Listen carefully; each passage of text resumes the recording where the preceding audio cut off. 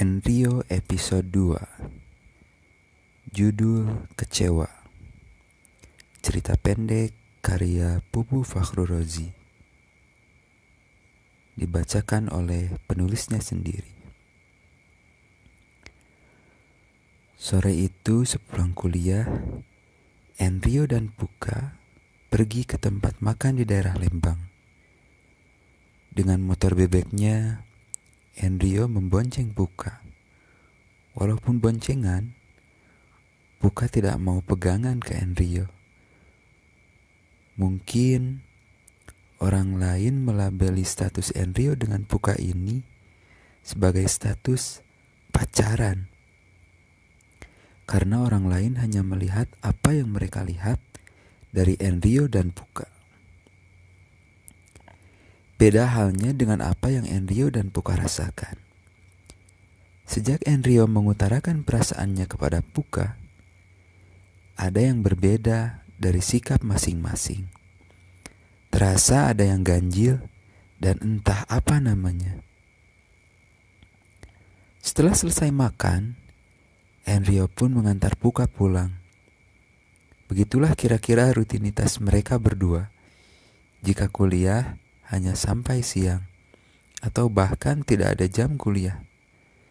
Mereka isi dengan bersama-sama saling mengenal satu sama lain. Tahun pertama mereka jalani dengan keganjilan-keganjilan rasa.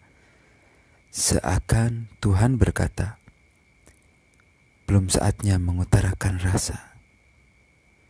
Tahun-tahun berikutnya pun Enrio dan Puka masih bertahan dalam lingkaran asa.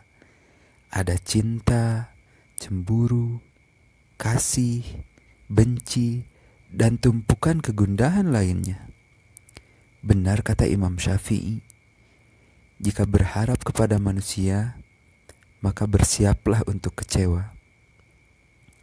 Entah Enrio atau Puka memang menikmati masa-masa pendekatan selama berbulan-bulan bahkan bertahun-tahun itu.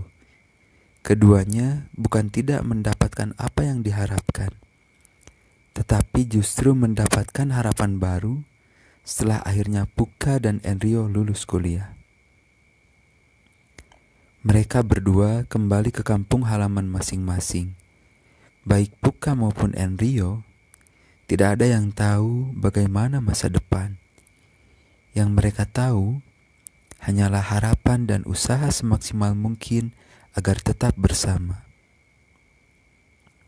Disinilah letak kekeliruan mereka sebagai manusia.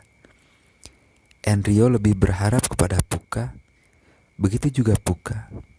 Mereka saling berharap agar suatu saat dapat dipertemukan dalam ikatan suci. Jaga hatimu baik-baik ya, ucap Puka saat itu, sebelum meninggalkan kota kembang tempat ia dan Enrio kuliah. Baiklah, tunggu aku di sana.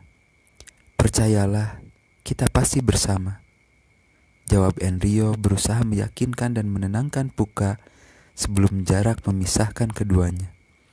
Atau mungkin pemilik jarak yang memisahkan keduanya.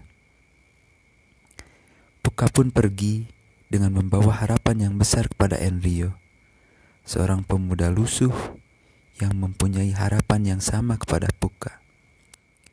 Inilah titik harapan yang jadi pelajaran bagi mereka berdua. Tidak melibatkan sang pemberi harapan di antara keduanya. Hanya terpaku kepada makhluk.